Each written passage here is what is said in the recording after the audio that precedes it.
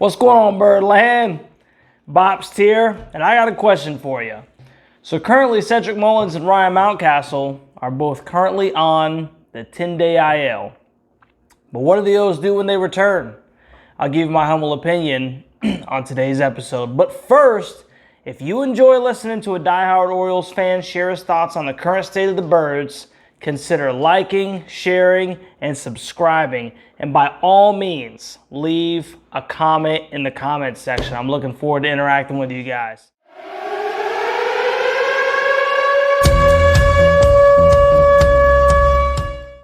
So, the question that was posited is, Cedric Mullins, Ryan Mountcastle are both on a 10-day IL.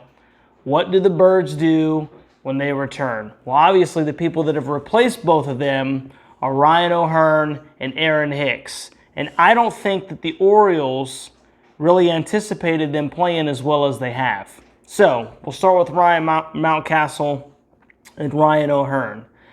So, before we go into what my humble opinion is, let's discuss some statistics right now. So, 2023, before Ryan Mountcastle got hit, all right, his total at bats were 242 with an average of 227, a dismal 227.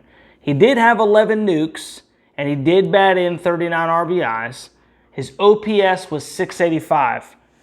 Against the lefties, Ryan Mountcastle batted 311 with an OPS of over 1,000. Now, obviously, that's fantastic. I mean, those are good numbers.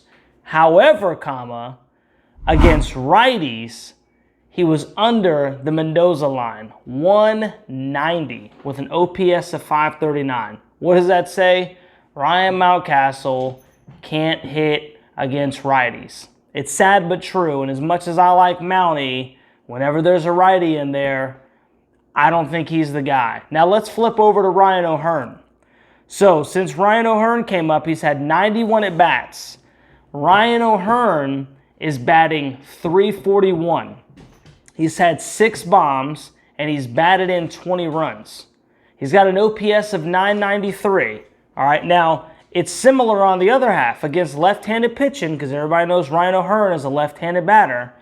Against left-handed pitching, he's batting 200, right at the Mendoza line with an OPS of 600. Those are not good numbers. He's not getting it done against left-handed pitching.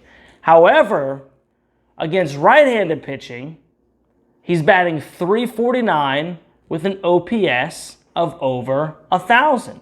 So I think when Ryan Mountcastle comes back, and this may be hard for him to accept, it's going to be an ordeal where O'Hearn has to play against the righties and Mountie has to play against the lefties. So I think that's pretty clear cut looking at their splits. So let's turn into Cedric Mullins and Aaron Hicks. So Ced comes back for the 10-day. Hopefully he's healed up and everything. Now everybody knows Aaron Hicks has played extremely well in the absence of Cedric Mullins. He really has held down that center field spot. But let's go over some statistics. So before Ced got injured, he had 194 at-bats with an average of 263, serviceable, obviously. He had 8 home runs and 39 RBIs with an OPS of 835. Okay, those are good numbers. I think that if Ced had played all the way through the season, he'd probably be an all-star. Because usually he kind of turns it up getting into the all-star break. Now let's look at when the O's signed Aaron Hicks. So what we'll do is we'll look at his last 30 games, okay? Comparable to Ced. Aaron Hicks' last 30 games, he's had 56 at-bats with a batting average of .321. He's hit 3 home runs, batted in 10 runs, and his OPS is .953. Almost all of those are better than Ced's numbers. Now look, I'm not advocating that we take Ced out of the lineup. I think that if Ced is healthy, Ced has got to be in center field for the O's. He's an all-star caliber center fielder, and I think he's one of the best in the game. But what I wouldn't mind seeing happen is if Aaron Hicks stays on this tear, Aaron moving over to right field, okay? He's playing good defense. His bat is heating up. It seems like Baltimore has really serviced him well as far as him coming over, and he's got to stay in the lineup. I mean, he has got to stay in the lineup. So I think that Ced comes back. He obviously retakes his spot in center field, barring the fact that he's healthy. And then Hicks moves over to right, which means that Anthony Santander is probably going to have to do a lot of DHing. And you know what? I think everybody is going to be fine with that because he's not necessarily known for his glove in the field anyway.